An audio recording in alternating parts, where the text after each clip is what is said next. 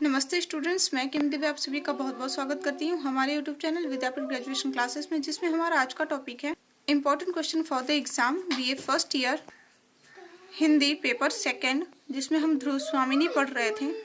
ध्रुव स्वामिनी में आज हमारा जो क्वेश्चन है वो यह है कि ध्रुव स्वामिनी की ऐतिहासिकता पर प्रकाश डालिए, अथवा ध्रुव स्वामिनी में इतिहास और कल्पना का सुंदर समन्वय है, इस कथन की समीक्षा कीजिए या इस कथन की सार्थकता पर प्रकाश डालिए। जब आप इसका उत्तर लिख रहे हो उसमें पहला हेडिंग होगा आपका आधार, मतलब कि इस कथन की समीक्षा, इस कथन की सार्थकता हम किस आधार पर लिख रहे हैं। ठीक है, तो आधार हेडिंग रहेगा आपका। भारत के इतिहास के प्राचीन गौरव प्रसंगों को प्रसाद जी ने नाटकों के माध्यम से उपस्थित किया है। अन्य नाटकों की भांति उनका ध्रुव स्वामिनी भी एक ऐतिहासिक नाटक है और इसकी कथावस्तु भारतीय इतिहास के स्वर्ण युग गुप्त काल से ली गई है।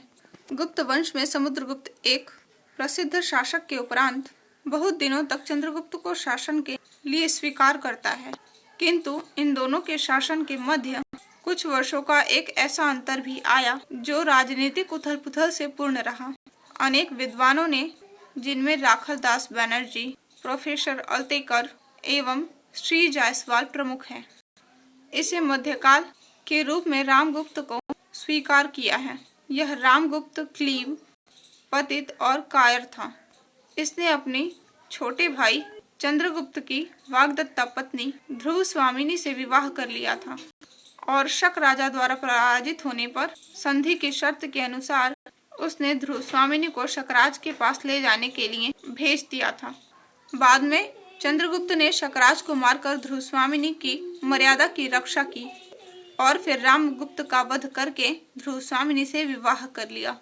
यह घटना विद्वानों के नजरों से बहुत समय तक के लिए ओझल रही। इसमें सबसे प्रमुख दो कठिनाइयां थी।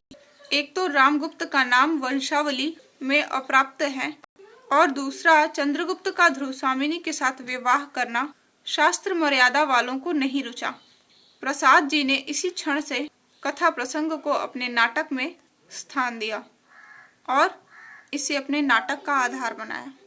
अब हेडिंग दीजिएगा प्रमाण, मतलब कि किस प्रमाण के आधार पर हम ये सिद्ध करेंगे कि ध्रुव स्वामिनी नाटक इतिहास और कल्पना का समन्वय है। आचार्य चंद्रधर शर्मा गुलेरी ने सर्वप्रथम इस घटना की हिंदी रूपांतरण की है। उन्होंने अपने लेख खसों के हाथ ध्रुव स्वामिनी में राजशेखर की काव्य मीमांसा का निम्नलिखित श्लोक उद्धृत किया है। श्लोक है: दत्वा रुद्गति खसाधिपतये देवी ध्रुव स्वामिनी खड़ी पाई यस्मात् खंडित साहसो निववृते श्री शर्मगुप्तो रामगुप्तो नृपः तस्मिनेव हिमालये गुरु गुहाकीर्ण त्ववर्ण किन्नरे गायन्ति तव कार्तिकेय नगर श्रीणाम गणे कीर्तिता डबल खड़ी पाई। ये जो संस्कृत में उद्धृत है इसको डिस्क्रिप्शन बॉक्स में आपको मिल जाएगा, आप वहां से देख करके लिख लीजिएगा। इस कथन का तात्पर्य यह है कि उसी हिमालय में कार्तिकेय नगर की स्त्रियां चंद्रगुप्त का कीर्तिगान करती हैं, जहां खसाधिकारी को ध्रुव स्वामिनी देकर रामगुप्त को भागना पड़ा था। इधर सन 1923 में ऐतिहासिक पत्रिकाओं में विशाखा दत्त द्वारा रचित ध्रुव स्वामिनी नाटक का रूप देवी चंद्रगुप्त नामक नाटक से कुछ अंश श्रृंगार प्रकाश और नाट्य दर्पण से उद्धृत हुए और उनसे भी इस कथा सूत्र की पुष्टि हुई। श्री जायसवाल विशाखा दत्त को चंद्रगुप्त का राज्य कवि एवं उसके देवी चंद्रगुप्त नाटक को जीवन चित्रण नाटक मानते हैं। चंद्रगुप्त ने स्त्री का वेश रखकर शकराज की हत्या की थी एवं कालांतर में ध्रुव स्वामिनी से विवाह किया था। इस आशय का एक श्लोक 8वीं शताब्दी के एक ताम्रपत्र पर मिला था। हत्वा भ्रारतमेव राख्य मरह देवी स दीनस तथा खड़िपाई। नीचे लक्ष्य को मटिलेखन किल किलो दातास गुप्तान्यव।